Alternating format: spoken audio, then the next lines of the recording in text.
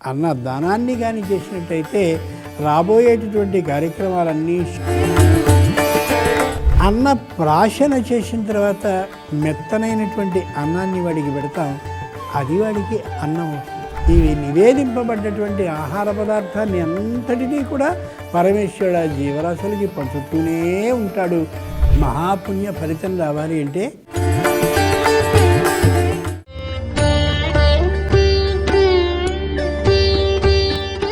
అన్నదానం ఎందుకు అని ప్రశ్న.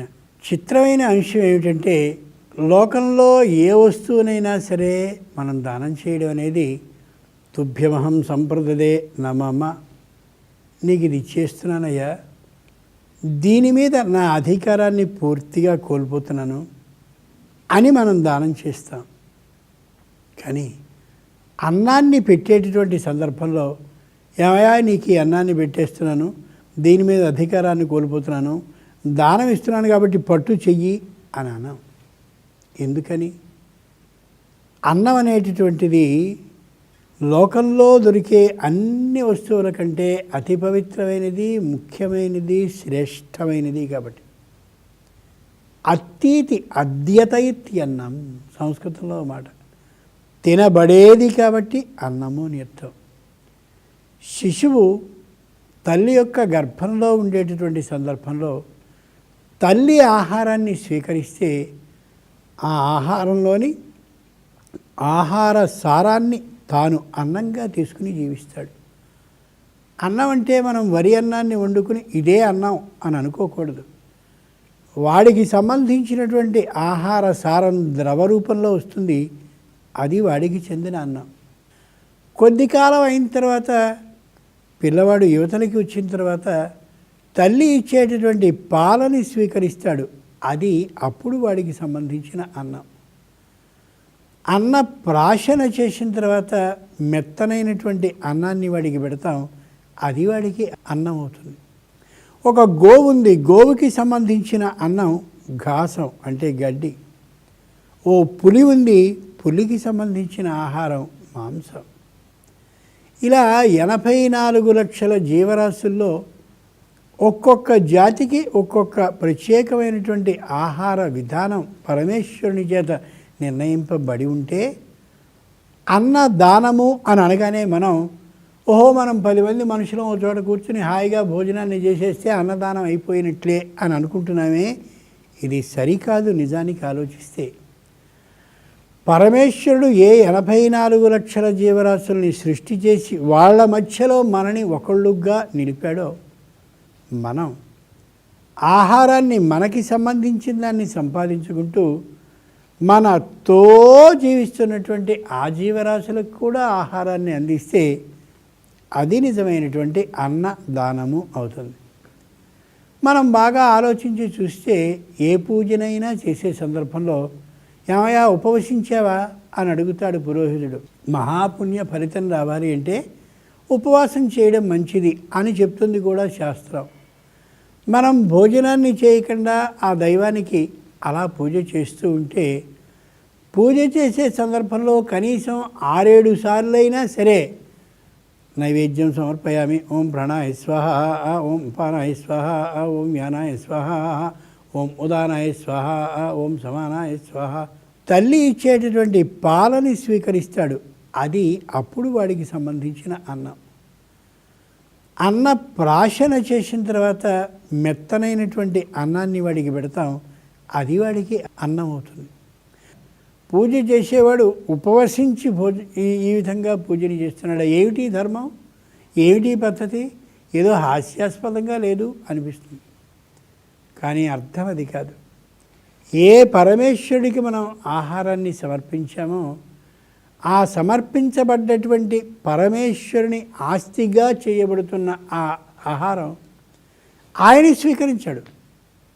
తనకి సంబంధించిన జీవరాశులందరికీ పంచుతూ ఉంటాడు.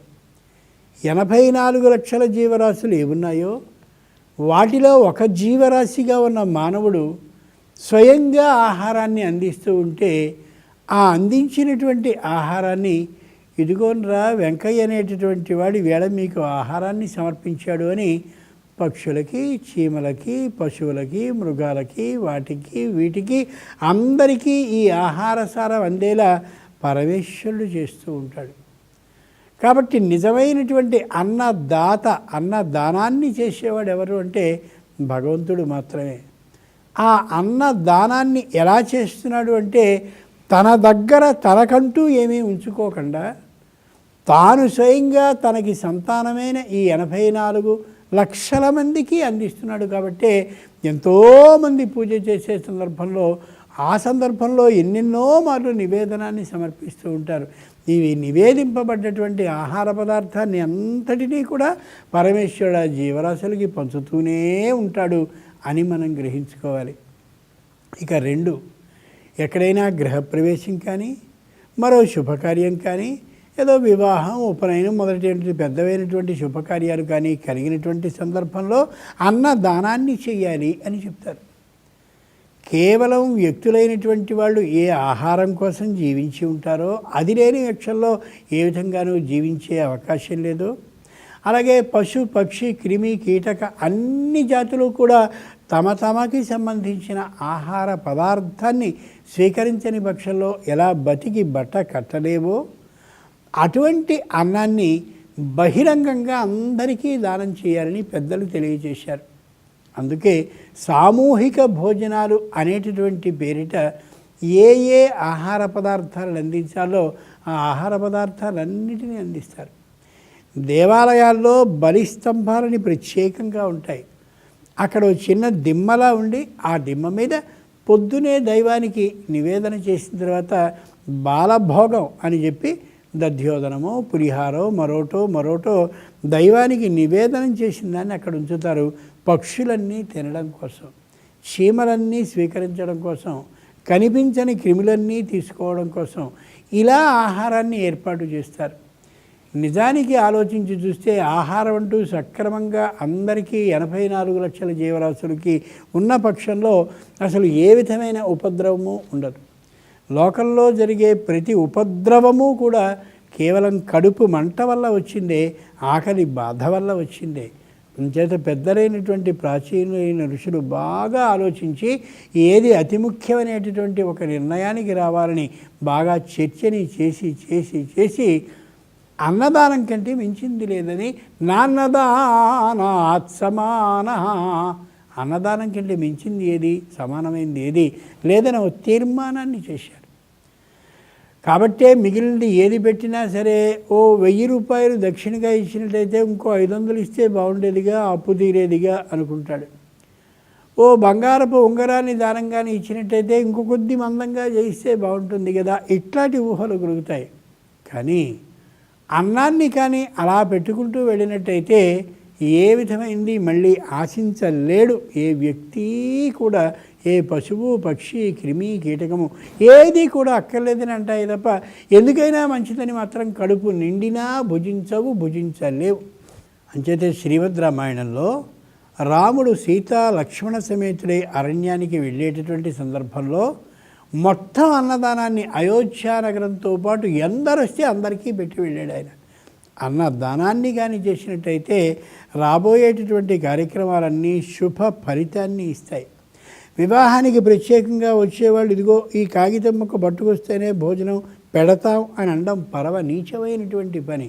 ఎందుకని ఎంత భోజనాన్ని హాయిగా నువ్వు చేసినట్టయితే అంతగానూ దాంపత్యం సుఖంగా, పరపత్యాలు, అభిప్రాయ భేదాలు లేకుండా ఉంటాయి. కాబట్టి నిశ్చయంగా కావలసినంత అన్నదానాన్ని చేయి ఈ వివాహం అనే వంకతో. అందుకని అన్నదానం అన్యోన్యతని కలిగించేటటువంటిది, పొరపత్యాలని తొలగించేటటువంటిది. తన సంతానానికి భోజనాన్ని వీడెవడో పెడుతున్నాడనే అభిప్రాయంతో స్థితి అంటే రక్షణకర్త అయినటువంటి విష్ణువు యొక్క పనిని తేలికపరిచేది కూడా అవుతుంది.